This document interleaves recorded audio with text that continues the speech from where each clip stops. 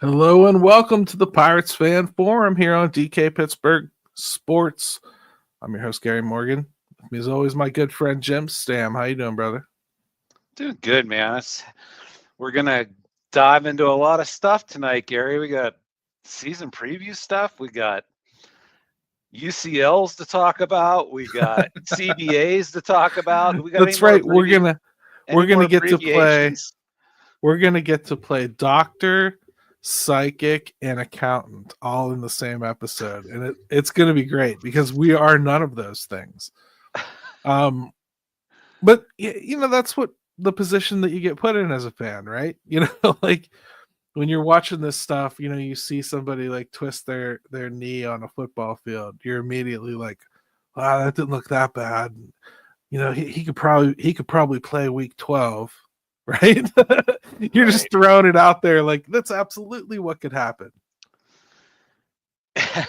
Yeah, and unfortunately, we have to talk about something that's off the top of the, right off the top here, which is, pitchers and these damn elbows, right? Like, yeah, we might as well hit it from the jump because that really is the poop this week. The first thing we have to start with before we do a season preview is to probably talk about a big element of the season going haywire right away.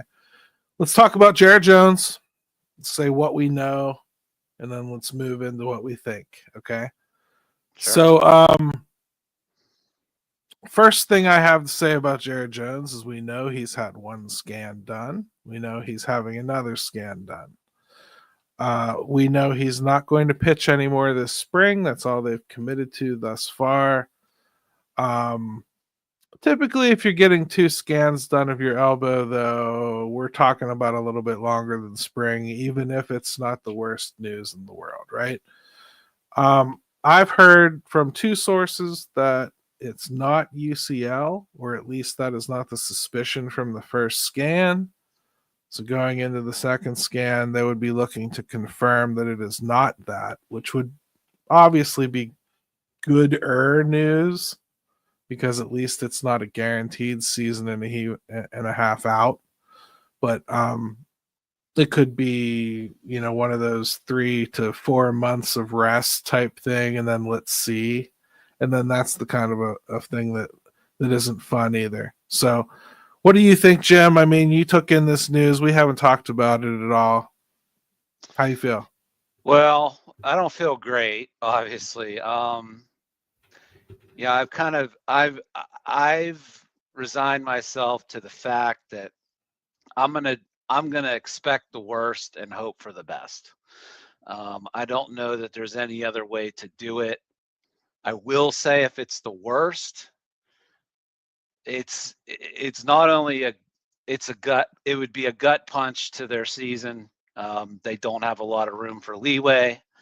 And it's also really bad timing to have that if you've got it right now, because if you start doing the math on timeline and recovery and what it does for this year and into next year, that would be really a hard pill to swallow. So I'm hopeful, but I'll take anything other than complete tear Tommy John surgery. I'll take it from there. Yeah, I mean, that's got to be the hope, really, is that he avoids going under the knife, at least to that degree. It's still, you're probably looking at a considerable absence.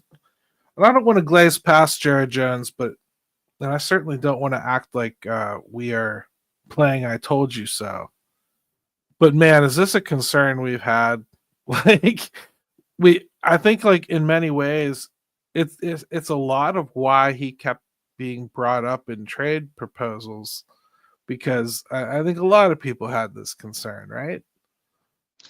Yeah, well, we know what the average pitcher size is in Major League Baseball. He's not that. He's not a small guy. It's not like he's, Tim Lincecum-esque frame, but he's not big. He's 6'1", he's 190. And then he's really added some velocity of late. And when I say that, it is like there was just this big like jump where all of a sudden he is triple digits. He always had a big fastball, but when we say big fastball, we're talking like he's consistently 95, 96. Yeah, right. And it had some life to it and some movement. And then suddenly last year he shows up in camp and he's triple digits with that save movement. And oh, by the way, he can put it where he wants. So yeah, something big changed and something big changed pretty quick. Right. Kudos to him. But you have to imagine that's going to lead to stress on the arm, right? And, there you are. Again, we're talking way before we know the whole story and everything. We're just guessing, but it's something that you kind of thought was going to happen. And really, at this point, it's less of the story than we can really tell. This is what we know about Jones. That's what we're moving on with. I think it's safe to assume he will not be in the opening day lineup. I think you're probably looking at pushing this back a little while. We'll see how far that is. In the meantime, this is the kind of question we have to answer about it from Ryan Lytle. If Jones is out for a time, who takes his place? And it's important we get to this before we do the season preview too, Jim. Mm-hmm. I think Thomas Harrington might be the leader in the clubhouse. He's the one they like the most out of the non-roster types that they brought in. He's still here. There's a reason for that. They held him out of the showcase game. There's a reason for that. I think he's shown better than Bubba this spring. And there's not a lot of separation between the two to begin with, really, in the roster as far as prospect rankings go. I think they probably give it to Thomas Harrington. They've proven they're not afraid to do it.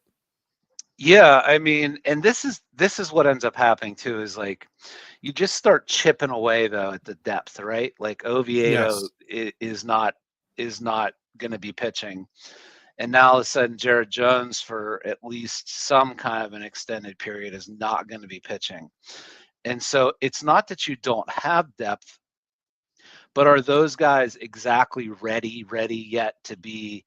There's that domino effect. So. I don't know. Would they give Majinski a look? They might. Yeah, maybe... I mean, Longbeard brought that up, and I think Matthew Bunk brought that up as well. Yeah, and then you could kind of piggyback off that if you need to, if they don't feel entirely comfortable with, how far he's stretched out. They have some options, which is better than where they've been in the past in that regard. But it does start to, before a season starts and you're already dipping into that well, that's not great. Well, that's kind of the last thing I wanted to get into before the break here. And it doesn't have to be some big diatribe, but we spent a lot of the time of this offseason complaining about the pitching depth and how they're not using it to go out and get these bats. And we've touched on it along the way that maybe it's not quite as deep as you think it is. Like they could get thin pretty quick, right? One injury and it starts to look like maybe Ben Cherington's going to get proven right here as far as holding on to some of those assets for real. Yeah, well, I mean, you either do it and pray that things will stay with you on the health side, or you try to stockpile a little bit of. I mean, those are your choices. But we're already you're already talking Oviedo, Jared Jones. They moved Luis Ortiz. Those were all three guys that last year we were talking about them being in the rotation. Quinn Priester's probably going to wind up in the Red Sox rotation to open the season because of injury. And there's another guy that could have been an option. They've been moving from this depth for quite some time. I think they might wind up looking pretty smart for not moving either of those top two at least. So, yeah, let's hope for the best. I mean, maybe it's something somebody mentioned, bone spurs, something like that in the elbow. I can live with that, Gary. All right, let's take a quick break. When we come back, let's do our season preview. Let's jump right into it. Let's do it. At DK Pittsburgh Sports, we take pride in coverage that connects our city's fans to their favorite teams. Now, that connection's stronger than ever. Introducing our all-new state-of-the-art app. Find expert inside reporting and original podcasts. Check live box scores. Track the latest stats. Chat it up with our community of thousands of fans, all in one place. The new app from DK Pittsburgh Sports. Coverage that connects. All right, welcome back to the Pirates Fan Forum here on DK Pittsburgh Sports Podcast Network. Gary and Jim with you. And before we move on, I know there's a lot of people that don't stick around for the whole hour and one big nugget. I get that. When let's line it up for people tonight. The third segment, we are going to talk about these financials and the really great report on DK Pittsburgh Sports that dropped last night. Really good stuff. We got to talk about it. Can't avoid it. In fact, it's going to be our call your shot today too. But season previews, the bulk of the show, it's what we planned on. And that's because next week, Jim, our show's on opening day.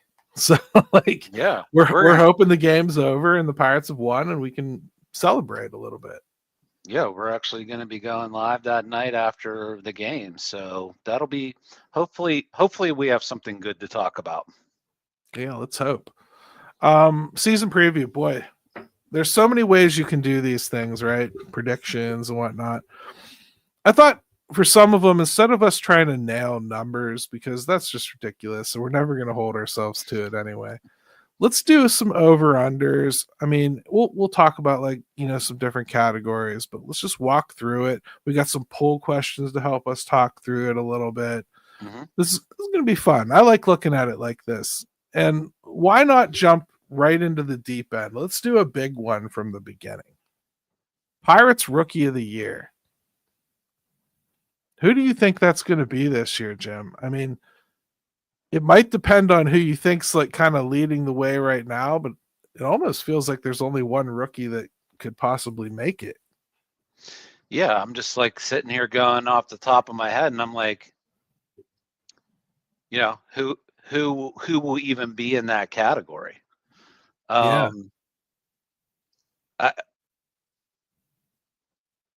I had to lay money on it right now, I'd go Thomas Harrington. I think he'll be up here from the jump. I really do. I think he's the one that's going to come out of camp. Harrington's my pick. You know who I'd love to throw in here, but I don't know if it's necessarily counts, is Endy. It would count. But I think people tend to not think of him that way, but technically he would be. We got a vote for Bubba here. Yeah, I'll say Endy. Harrington. I think he's gonna find his way onto the team at some point. I don't think it's out of spring training. And then I think that would be my guy. I like Endy as a pick, man, and boy, that's good. I don't think Horwitz would qualify, right? No. Yeah, I think he's got too much time. Yeah, he does, for sure. I do think it probably is Harrington. That's my gut. And what's funny is I went into this camp kind of having him a little bit ahead of Bubba in my own head, and I kept saying it on here, kind of just flippantly. I'm ecstatic by the way he's performed. The control is everything as advertised, for real. Yeah, he almost reminds you of a pitcher that doesn't even get the opportunities anymore. Like he's not super explosive. He's not gonna overpower guys. He can actually pitch. Yeah. So it's kind of, and I'm wondering why we don't see any more of these types of guys much. Look, Josh says you can't pick Endy. Why? He exceeded rookie limits during 2023 season. He did? That's what he says for Endy. I trust Josh. I was just gonna say Josh is pretty good though. Man, did he really get that many at bats? I trust Josh. So yeah. All right. Well, See, I thought I was getting creative there. Yeah, I don't know who you're going to pick now. You're going to have to think about it while we go to the next category. Well, I guess I'm going to have to stick with everyone else's pick then, because he's really the only one that's going to get the opportunity. Josh is the stat wizard, says the queen. Totally Yeah. right, too. Okay, so over under 175 home runs. Last year, they had 160, good for 25th place. We've talked about not having power all off season, bro. Like, I don't know how to predict this as increasing over what they did last year based on what I'm looking at. But then part of me kind of expects to get some out of sources I didn't get it out of last year. Yeah. I mean, you got like Jack Sawinski, if he just is his old self, gives you 20 more. And you would expect like O'Neal Cruz to hit more than he did last year, right? And part of me really wants to say over, Jim, but I think it's probably the stupid part of me. So I'm going to say under 175 home runs. Yeah, I am under. I'm already on record as saying I think they'll be bottom 2 in home runs this year. There's just too many light bats in the lineup, even if you get some of those other guys to maybe exceed what they're supposed to. So Mike for says me, under 175. Ray says under unless Sawinski comes around and hits 20 again. I think that's probably my big fulcrum there too. So yeah, I just don't see it. And I would love to be wrong there, but I think it's going to be a real sore spot all year. Okay, here's an interesting one. Over under 1,500 offensive strikeouts. Last year, they were 27th in the league with 1,506, and that means the 27th worst. Do you think that they will have over or under 1,500 strikeouts? I think they could go under. I think that is one of the areas where I think not only are they stressing, but that they've got more guys that are gonna put the ball in play than they did in years past. Well, we got a lot of under votes here, and I would have to agree with that, Jim, and you. I think Matt Haig's got them probably putting themselves in fewer strikeout situations. He looks like he's got them more willing to jump on a ball here and there so far early on. Yeah. No, I just think the kind of hitters they've collected, if nothing else, they're not guys that are. There's plenty of guys that aren't even going to be trying to put the ball out of the ballpark. I saw what you did there with the hitters they're collecting for the hit collector. I love it. I love it. All right, how about over under team ERA 4.75? Last year they were 12th with a 4.83 team ERA. What do you think of that, Jim? I mean, you think that's going to be under? I do. I think that I think the bullpen is going to help that in that regard. And I think last year they definitely weighed heavily on some of those final stats. Yeah, I would agree with you there. I think I'd have to go under too. I think that should definitely improve. But it's so hard to say though, without like you just have no idea how a bullpen's going to play out, right? You don't. And really, like we've kind of gotten a big monkey wrench even in the starting rotation now, because let's be honest, like I'm perfectly fine with Andrew Heaney and everything, but he is a 4.50 ERA type pitcher. Like that's what he's going to be. So like it would be hard for me to say that he should outpace that by too much, you know? And Falter's probably in that low 4 territory too if everything's going well. Unfortunately, while I don't want that to be what Mitch is, that's what Mitch has been. So Yeah, it's funny. We talk about Mitch and Falter and Heaney as different tiers, but really ERA wise, there hasn't been a lot of difference between those guys. right. So I mean, I'll go under, but the thing is too, these kind of regulate a little bit, right? I mean, like they kind of tend to settle right where they belong, which is right around 4. That's very average, and that's where most teams wind up. There's not somewhere a lot in that that area. separates them. Hey, I mean, even Jared Jones last year, he ended up with an ERA in the 4s. Right. Now, so how about we make the next entry here one of your poll questions? What do you want to do? You want to do how people view the bullpen, since we just mentioned that with the ERA? Yeah, that makes sense to me. Yeah, so I threw it out there. I'm like, essentially, who are you comfortable with if you could pick to open the season? Who would the closer be? Because I do think it's interesting. They haven't said Bednar's the closer. Even when answering it directly, they've kind of said that, like, well, Bednar is somebody that who has been a very good closer, but they've not named that. So I just threw it out there. I let the options be David Bednar, Dennis Santana, Kyle Nicholas, and if you thought otherwise, somebody else, then throw that name in there too. Pretty even splits, Gary. I mean, Bednar came in at 37%. Kyle Nicholas got 29%, and Dennis Santana got 27%. Yeah. Those are that's pretty darn even on the split side.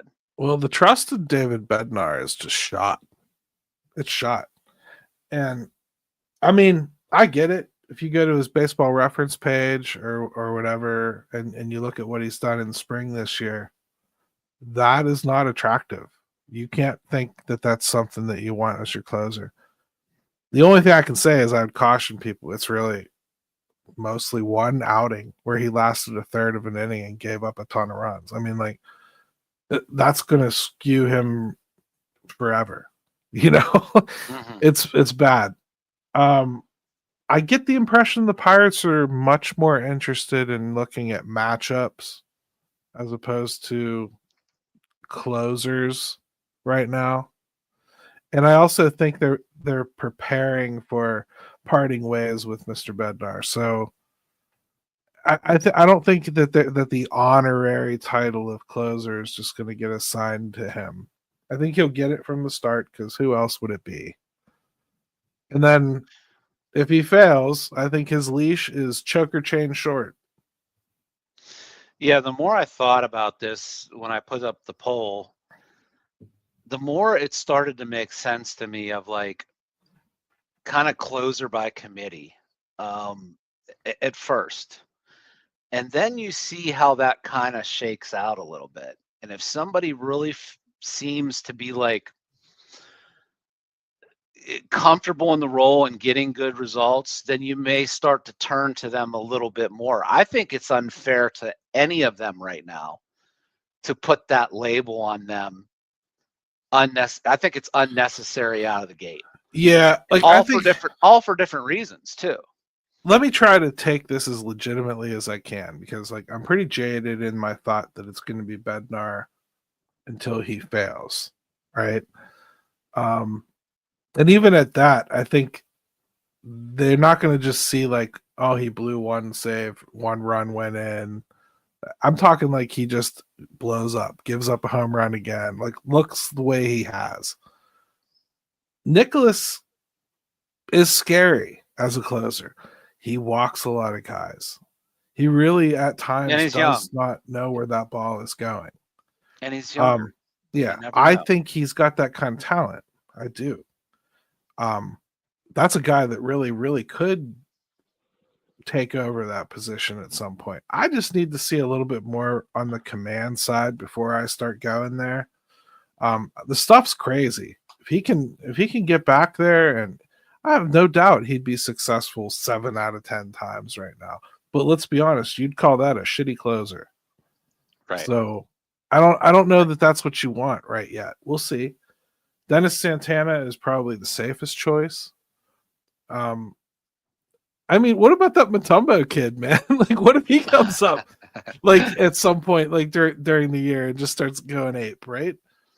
Well, they're all three kind of different guys for why you might not want to put that burden on them right away. Yeah. I think Bednar even mentioned, when they sit down right after they've had some work in spring training, and he was honest, like saying, like, trying to remind myself that I'm a good pitcher.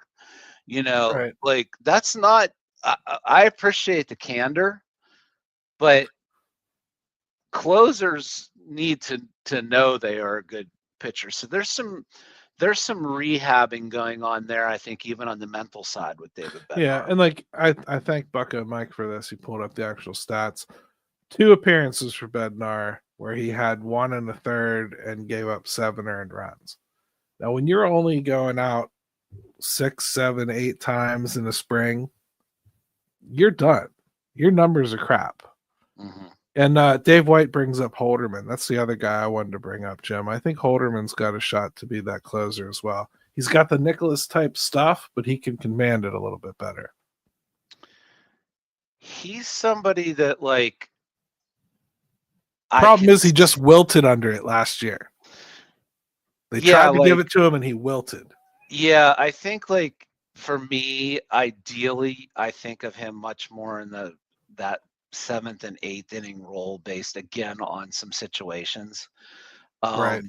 So, would I throw him in the mix too? Yeah, absolutely. I think they just need to let these dudes sort it out, and then if somebody kind of takes the reins, great. That's how I would do it to start the season. Anyways, good poll question, man. Are there any comments you wanted to read, or can I move on to the next category? Yeah, let's go. We got plenty to get to. So okay, here's a fun one. Pirates runners in scoring position average over under 200. Last year it was 216. Good for 4th worst in baseball.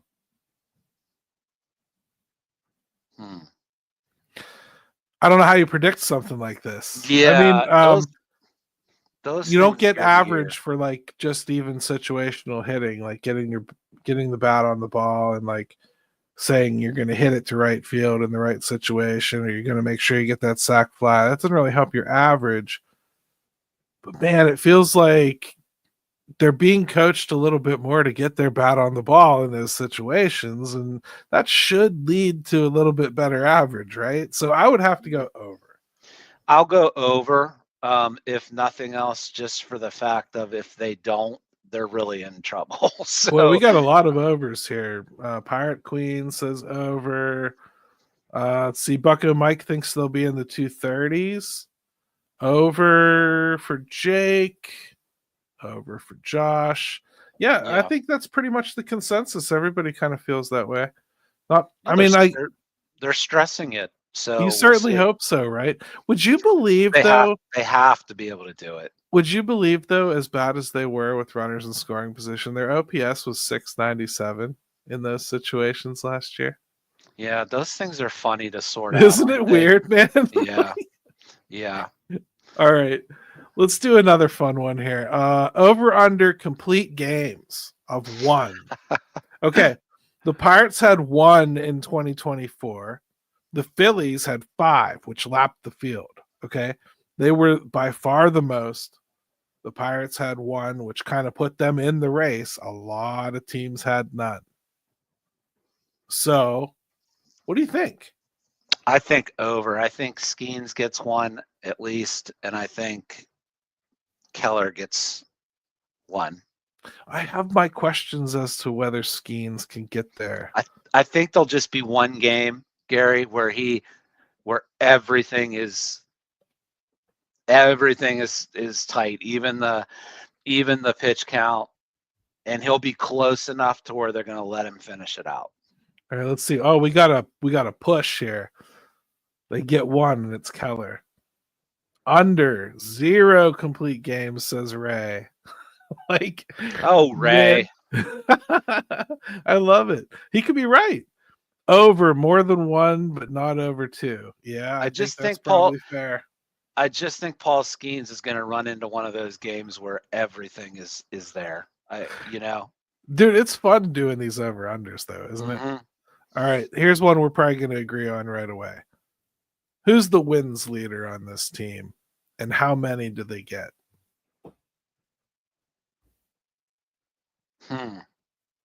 It's tough, right?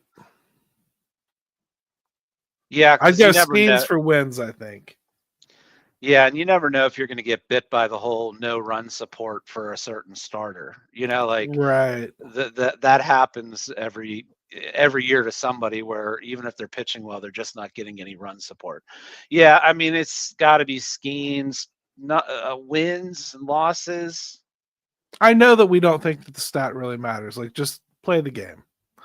Yeah, pitchers think it matters. So if it matters to them, I'll give him 15 this year. I was gonna say 14 or 15. All right. Yeah. Let's see, Bucko Mike says 13. So Skeens had 11 and 23 starts last year, Josh says.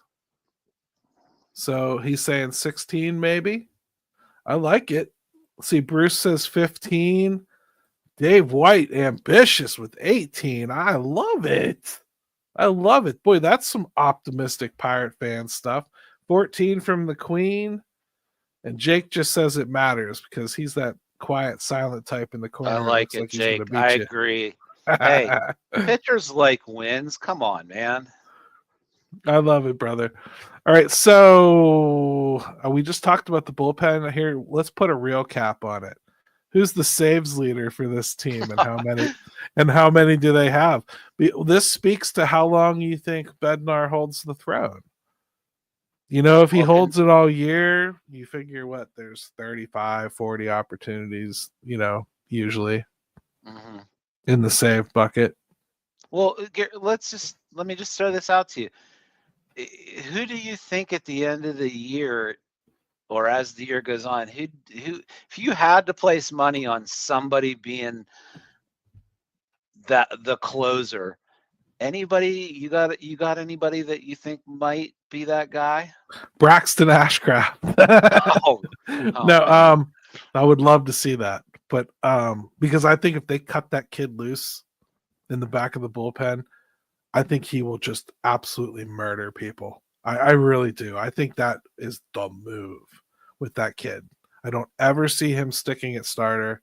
It just doesn't seem like his health is going to allow it. Let that kid just go be a ball of fire, like Mason Miller in the back end of the bullpen. Yeah, I mean, he's got the stuff to do it. I guess for me, it's hard to name. I'll go Bednar, though. I'll go Bednar. Really? And I'll say 28.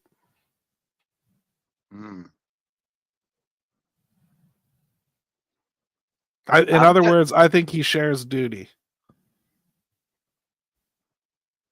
Since I named 4 potential closers in the poll, while you're thinking, Bucko Mike says Santana with 24. Yeah, I'm gonna go with Bucko Mike on Santana, and I think he's probably gonna be in the 20 save range. You guys are rocking it in the chat tonight, by the way. Pirates Queen here says that's like asking what the inside of a black hole looks like.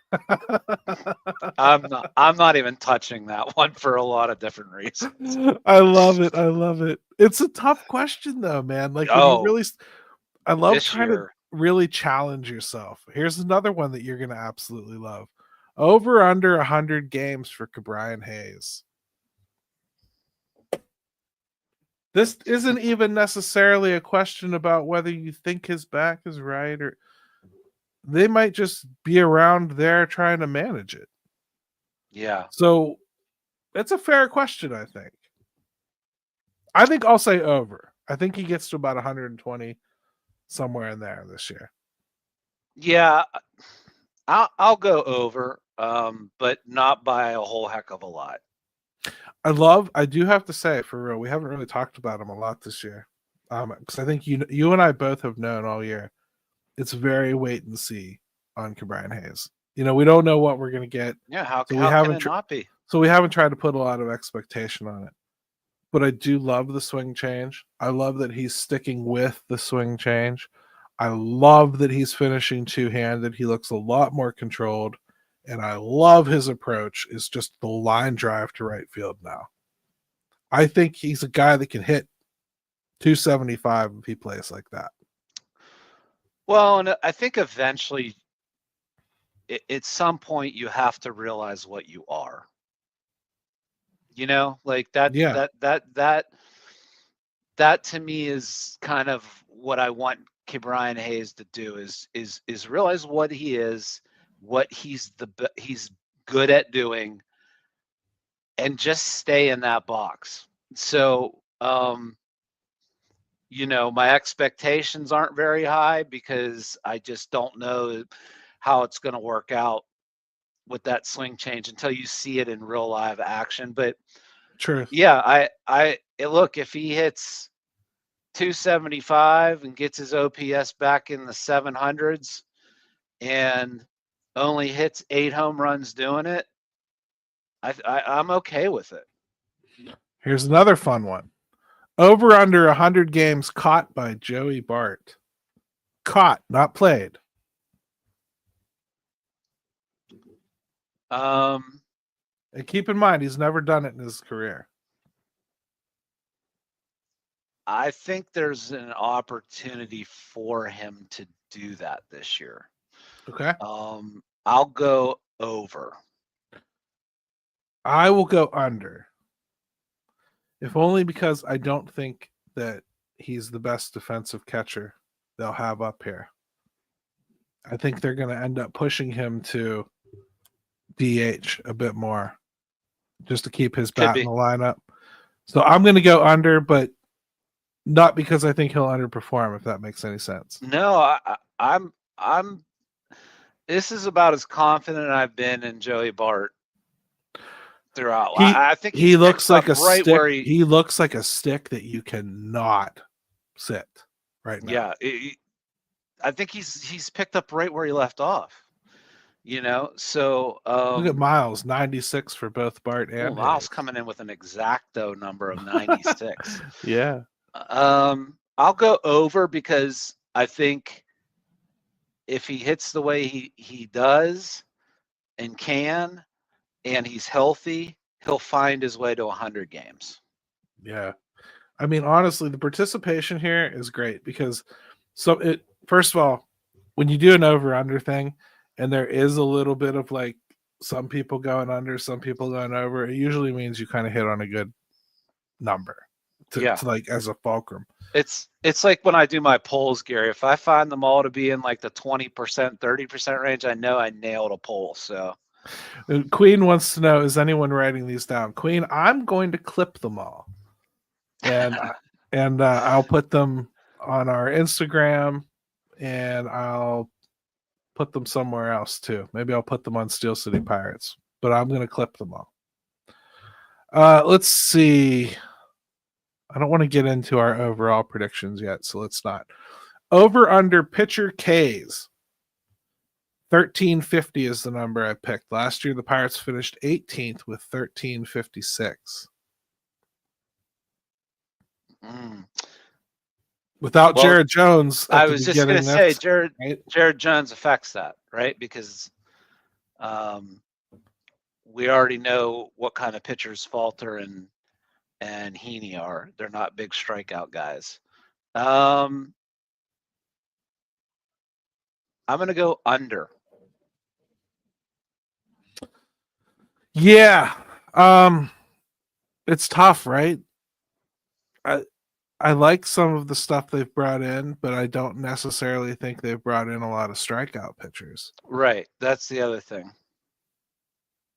I think I'll go over, if only because I think Paul's going to go over what he did last year by a lot. So that's what I'll go with. Over, but not by a lot. Yeah, because like I even think about it with the bullpen guys. They don't have Chapman anymore. Like if Bubba comes up here in May and he's ready to go, I mean, that's a kid that's going to strike out 2 an inning more often than he doesn't. You know what I mean? So yeah, it's hard because you don't know when a guy like that might start, racking up some of those numbers. right. So, but if I have to subtract Jones for right now, I am. You got rid of Chapman's gone. I know who's going to be in the rotation as it stands today. I'm going under a little bit. Chapman's an underrated point there. That's a lot of strikeouts to lose from the bullpen. So how about home run team leader? Who and how many? I'm going to go Cruz, and I'll say 32. Yeah, if anybody bests Cruz in that area, then that's a great problem to have. I do think Cruz sits somewhere around 30 home runs this year. Yeah. Cruz for Queen. Bucko Mike says Cruz at 26. 33 for Cruz, says Bruce Nesbitt. Ray says 28 home runs from Joey Bart. Oh, I like it. I like it. That is a spicy prediction. Ray has brought the heat all night on the chat. He really has. And DJR says Cruz, and Kutch says Cruz can hit 100. Well, Kutch hasn't been right about himself for a couple of years. So, let's see. Over under opponent's batting average 250. Last year they posted 250, Jim, and it was good for 24th in baseball.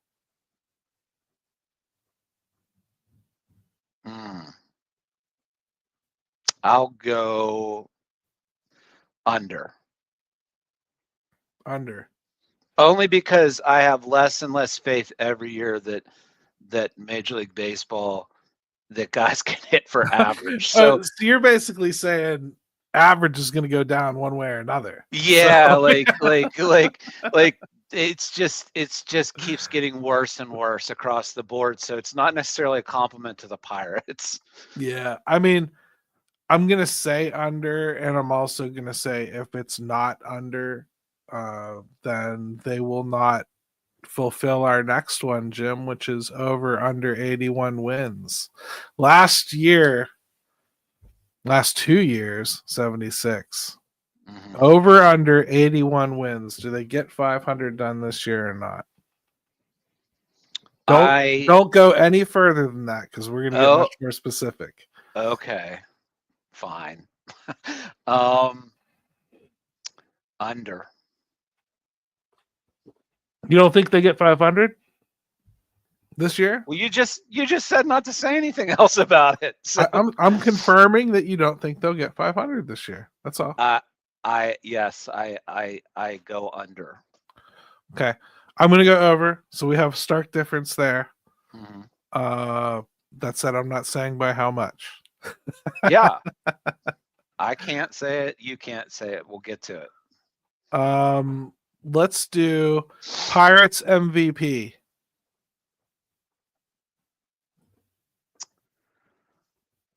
Paul Skeens is kind of the easy selection, right? But I'm going to go O'Neal Cruz. Well, do you want to? You want to say offensive MVP then? Sure. Yeah, because I think it kind of makes it a little bit more interesting. Just for the sake of being different, I'm going to be different.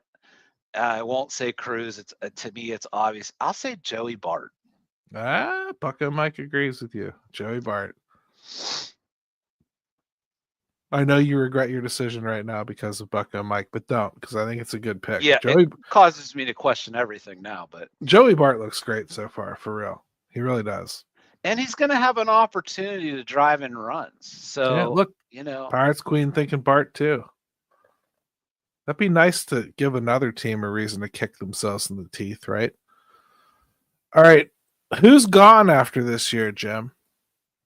Besides like the rentals, let's talk about players that aren't rentals. Who do you think is probably playing their last shot out at being a Pittsburgh Pirate? It can even be somebody that you just think is on their last chance to even get here this year, and they're just going to be on their way.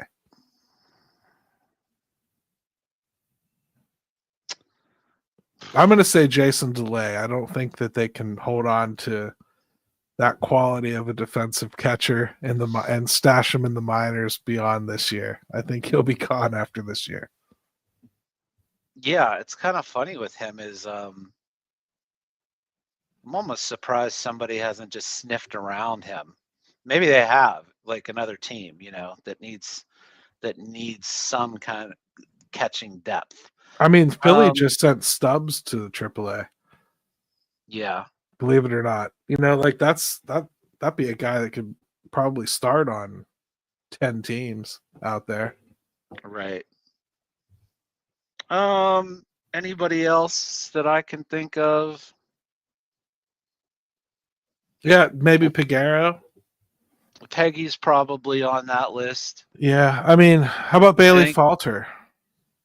Bailey Falter's a guy that I don't know. I mean, like if he pitches like he did last year, I think you look at him as like a Randy Tomlin type or a Jeff Locke, and you take him for as long as you can. And some of you guys that are throwing things like Fam into the chat, or I think I saw Heaney, I said not the rentals. Those are the guys that are only here for this year no matter what. The guys that like we actually think are part of the mix right now is what I'm trying to get at. Somebody like a G1 Bay would be a good example. People that you're just tired of trying with. Yeah. I'll say we'll see, maybe a Bednar if you're looking for somebody that's a good one. Yeah. I hope not, obviously, but I could see that kind of unceremoniously kind of ending or working its way out in not a good way. All right, record prediction time, Jim. Mm-hmm. Where they finish in the NL Central? We'll do the order of the NL Central and where we think the Pirates finish with their record. Okay. So I've already done this publicly. I'm going to be on the Locked On Pirates NL Central preview show that'll come out on Monday. So I might as well say the same thing I said, right? Yeah, you kind of have to, don't you? Yeah. I think they'll finish fourth in the division. But I think the whole division is probably separated by less than 10 games from top to bottom, including the Cardinals.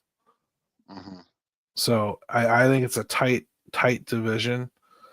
Off chance the Cubs run away with it, but if they don't, I think it's going to be really, really tight.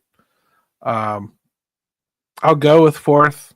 I think they'll win 83 games this year. Okay. Well, then we're not too far apart on the standings in the sense of I have them at 80 and 82. I downgraded them a little bit with the Jared Jones situation. I think they're going to be in fourth place. I will tie this into the other poll that I did this week. Asked where people thought they would finish this year. Third place got the most votes with 39%. Fourth was 35%. So I think everybody is kind of in that same boat. I think everybody for the most part in and around there. Everybody for the most part has the Cubs and Brewers probably at the top of the division. The Reds and Pirates is third and fourth, and then the Cardinals is fifth. I think almost everybody's going to be in that territory, right? I feel like the Brewers have the devil magic the Cardinals used to. They kind of do. Well, they're also doing exactly what we've kind of always begged the Pirates to do. Operate more like the Rays. Have less feeling, trade guys. Do what you got to do to like keep replenishing that pool, and do it wisely when you do it. Until I see the Brewers actually fall back and pay a price for selling off, I'm not going to believe they're going to pay a price. The Cubs on paper look good, but I don't believe the Cubs have the pitching. I don't think they have the starting pitching to win this division outright. So I see that being kind of like a fight, but I don't see them like running away with it and separating themselves a whole ton. The Reds probably have the best management in the division. They have a lot of talent, but it's a lot of young talent, and their pitching, it's shakier than you think. So I don't know what's going to happen there. The Pirates, I think, have the best pitching in the division probably on paper, but they can't hit their way out of wet paper bag on paper either. So to me, it could be a real dogfight between that top four, and the Cardinals, they weren't able to pull the trigger on all the things that they thought they wanted to pull the trigger on. So they're going into the season with more talent than they planned on. They're going to get to the deadline and either sell that, or they're going to be like, "Hey, look at this division. We ain't that far off." You know, Right. they could change their mind. We seem to have this conversation every year with this division, which makes it so frustrating if you're a Pirates fan, right? Is that you can kind of make an argument if something were to go right for somebody that they might have a chance at winning it. This may be foolish. I've actually kind of been like feeling the Reds a little bit more this year. I do like what they've done on the management side of things. I do think they have a lot of young talent. I think they might push the Cubs and the Brewers a little bit in that regard, in the sense that they're young, but if you've got talent in this kind of division, I think you might do something with that. So I also don't think there's a single team in this entire division that could withstand an injury from a key player. Like if the Cubs were to lose Imanaga or Kyle Tucker, that team is not winning anything. If the Brewers were to lose, Churio or Contreras or Peralta, they're not winning anything. And if the Reds were to lose, if the Reds were to lose Cruz or even Hunter Green, something like that, it would knock them down. So, and that's probably why I downgraded the Pirates a little bit with Jones. Do I put him in any of those categories yet? No. Right. But he has that kind of ability, and that's why. So. Well, we gotta end it here. That's a good season preview. I'm sure we'll get into more for opening day next week. Got to take a quick break, come back. It's time to talk about this financial thing because we have a lot to say about that, and we're already long in the tooth. At DK Pittsburgh Sports, we take pride in coverage that connects our city's fans to their favorite teams. Now, that connection's stronger than ever. Introducing our all-new state-of-the-art app. Find expert inside reporting and original podcasts. Check live box scores. Track the latest stats. Chat it up with our community of thousands of fans, all in one place. The new app from DK Pittsburgh Sports. Coverage that connects. All right, welcome back to the Pirates Fan Forum here on DK Pittsburgh Sports. And it's with great pride I say we're on DK Pittsburgh Sports today because it was a great article, great piece that the team put together up there about the Pirates' finances. It was written in a very old-fashioned journalism way, just the facts. In fact, I actually really appreciated Dayon going out of his way to say that it kind of proved his initial imagining of what the findings would be wrong. What did you think of it, Jim? I mean, there was the big takeaways were that the Pirates lost money last year. They're in a little bit of a situation where they're taking on debt the last couple of years. Cable has hurt them. COVID hurt them. Doesn't seem like we're being as sandbagged as maybe we were being led to believe. Yeah, I mean, let me say this. It should change the narrative a little bit. I don't know that it will, simply because people are so dug in on it. I came away from this with the same thing you did, in the sense of, and we haven't talked about this at all, so this is interesting to hear what you have to say. I came away with the sense that I gave DK a lot of credit, in the sense that he was willing to admit that, okay, maybe I've misread this situation along with a lot of other people. And you just don't hear that anymore in today's day and age with anything. Once you take a stand, you don't back off that stand, no matter what the information tells you.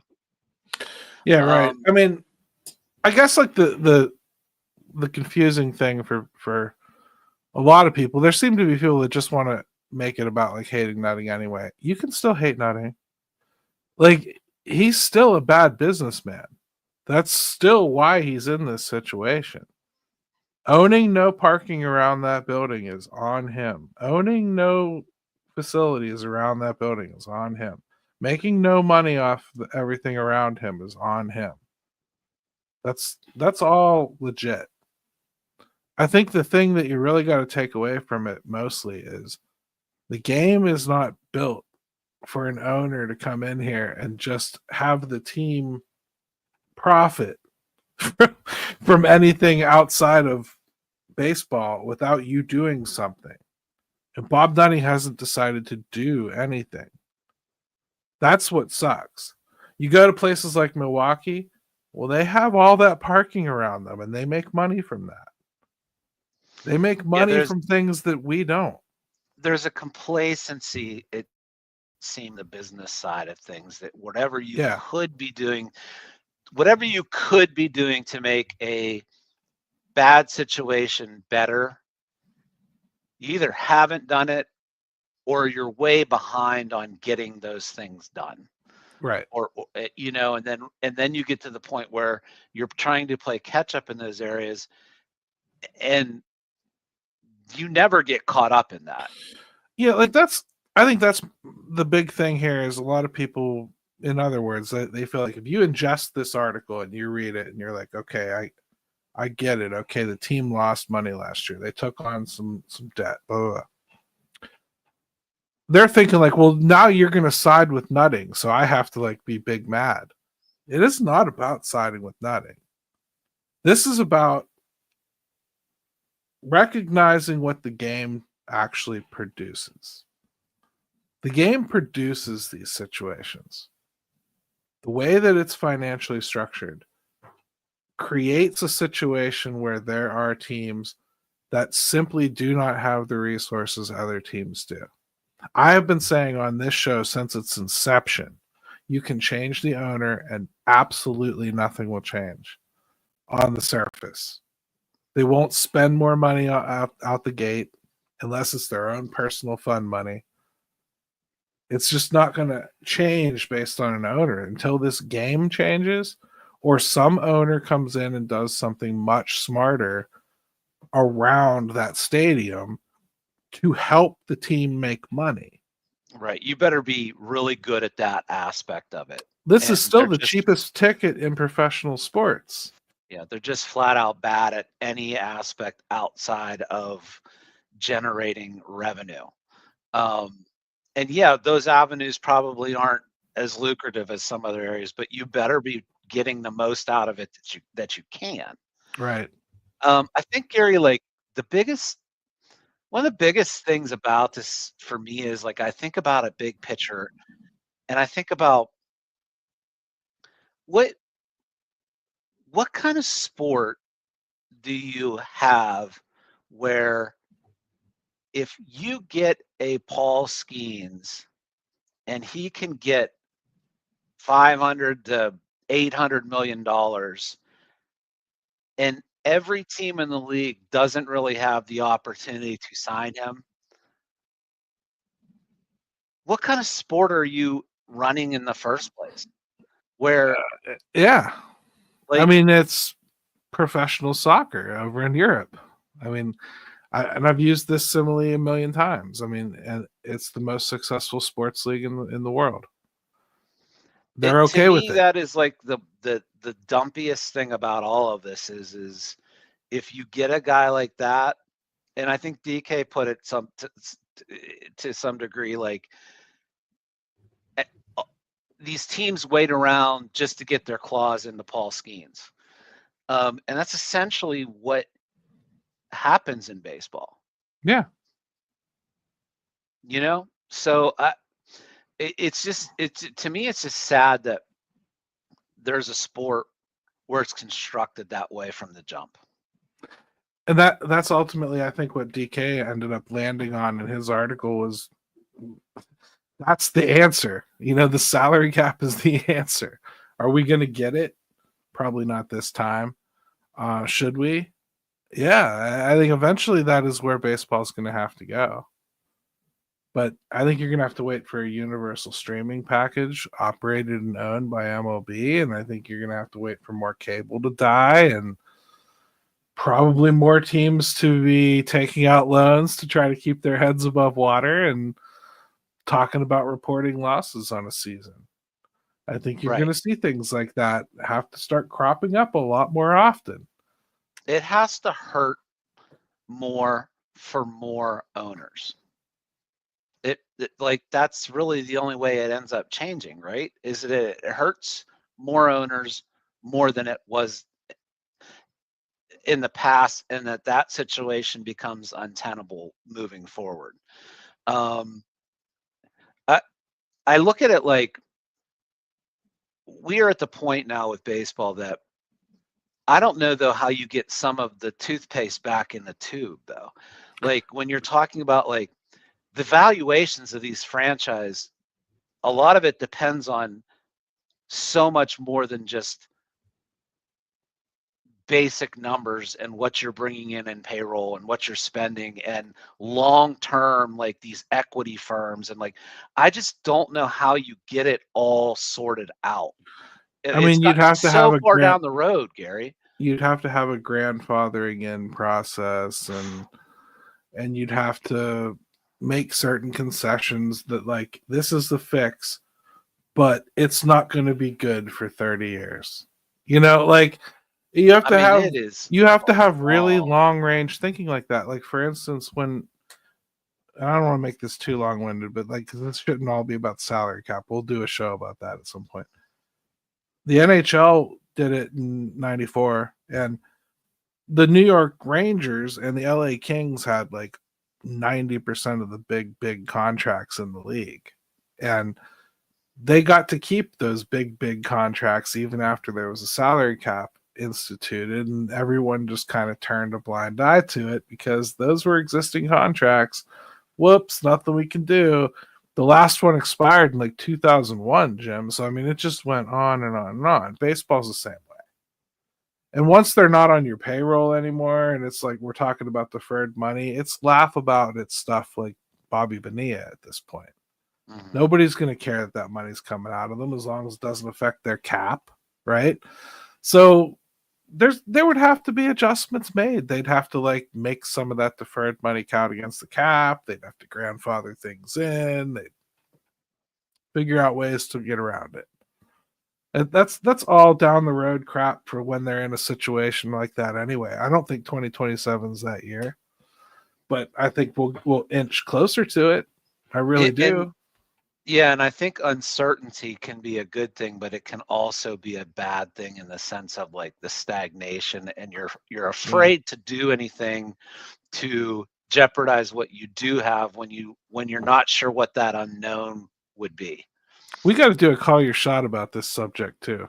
Got a really good question. Yeah, I totally forgot about that.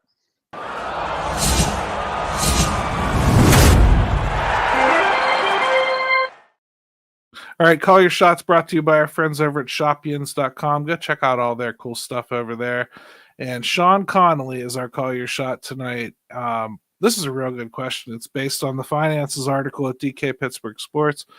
What do you recommend the club do from a marketing messaging standpoint in the coming years to try and forge a better relationship with the community and fans? This is a beautiful question, Jim. Something DK tried to touch on a little bit in that article, because what are you going to do, right? I think it goes back to what we said when Travis was first hired. I wanted to be honest. I want to hear honesty from them. Don't try to pretend like you could do X, Y, or Z. Come out and tell me why you can't do it. I don't care. If you're really losing $2.5 million, I'll blame the game. Be honest with me. Don't make me entire offseason pining for players that I don't have a shot at. Part of me by the way, I agree with you. You just have to ask your question. The question is why they don't. And it's not by accident, I don't think. And so I go to this whole thing of like, maybe it's just the unspoken rule with these teams and these owners that, hey, even if it's good, if it's bad, if it's good, it's whatever, we don't talk about it. Yeah, we right. do not go there. We don't release that information. And it is seen as a sin if you do, no matter what. Because if you go down that road and you start that, then I think you're opening up a can of worms that the owners don't want to get, opened. I get that. That's the only thing I can think of, Gary. I get that, but I do think we're starting to see it more from other teams. Like, I think you're starting to see teams like the Cubs come out and say, like, well, hey, we can't all do blah, blah, blah. And you're seeing like teams like the Yankees come out and say, well, there's a certain area where we're not comfortable with. And I think when you start seeing teams like that even saying that light pushback of what they can and can't do, shouldn't it be okay for a team like the Pirates to kind of come out and wear it a little bit? Like, let's not have our fans thinking that it's our personal decision that we don't want Juan Soto. Like, no, yeah, we don't have stupid fans like that. But wouldn't you like just once for Bob Nutting or Ben Cherington or somebody to come out and go, in this league, we can't afford Juan Soto, period. Like, that's not even an option, right? I just need you to understand that. That is not in the realm of possibilities for this market, this team. We couldn't do it. Yeah, you could. The first thing that comes to my mind is then what do you say when you ask about Paul Skeens?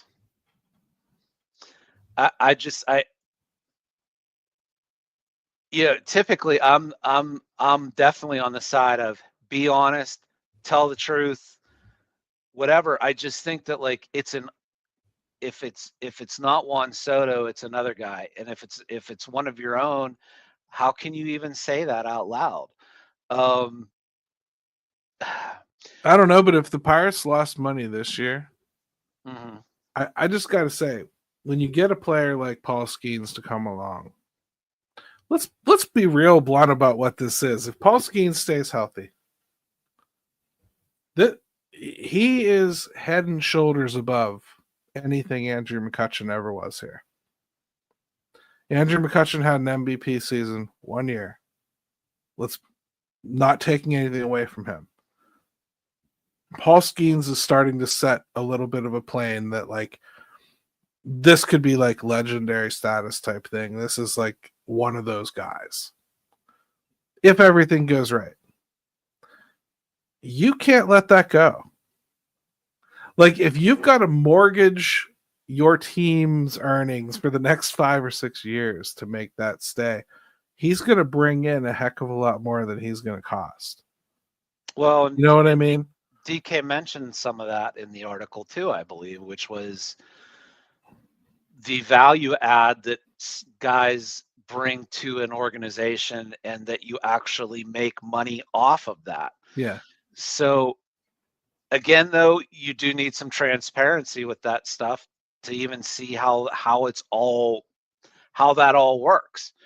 Right there, that little sliver That's the only difference you might get with a different owner.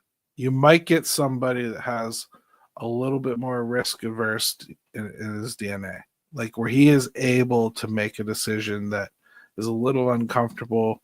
He's able to spend a little money thinking he's going to make a little money. That's not Bob Nutting. That's where he really separates himself. Their actual ability, once they're in this role in this market, though, where the way everything's set up, there's not a wide gap. But no, you would need somebody that it's a risk to do it with Skeens, but you're comfortable enough with it because it's Paul freaking Skeens, right? And you're gonna bet on that. And there are owners that I think have that little gene in them that will do that. Bob's not that guy. But King Felix stays out in Seattle, even though that team never threatened winning. Right. So I mean, at some point you got to hold on to the stud. I think that's something we're going to see play out. I don't find it very likely, but I would love it to be. I mean, I think it's in the realm of possibilities until I read that piece today and got my dreams knocked down to as fair as I try to be, Jim, there was no part of me that thought they're making like less than 30 million. I thought they had more wiggle room. Do you get what I mean? Sure. No, I thought they had a lot more wiggle room than they did. I thought I was being very gracious by defending that they couldn't do X, Y, and Z. And here I see this report and I'm like, oh, they really couldn't do this X, Y, and Z. Well, I think like one of the things that I took away with it is like the last 3 or 4 years, when you talk about like COVID and the TV deals, that has really, really turned things upside down for markets like Pittsburgh. I agree.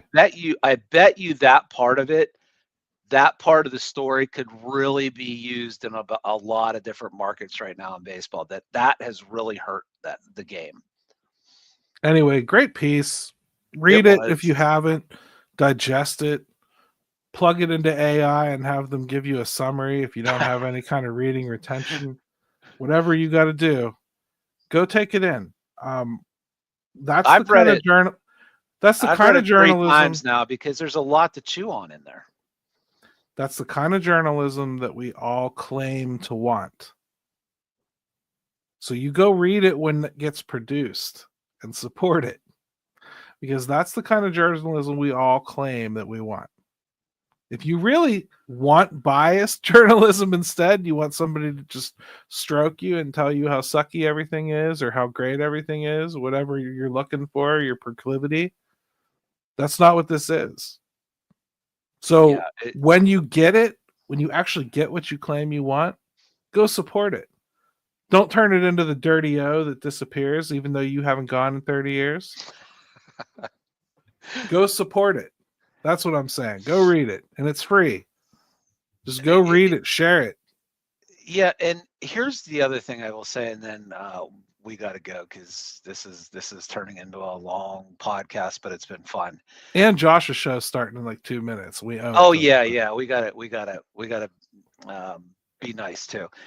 I will say, even if it's close, like let's say the numbers aren't exact, but it's close, it should change your opinion, even if you don't like. I mean, if it's even in the ballpark, and I believe that it is, right, it should change your opinion on things.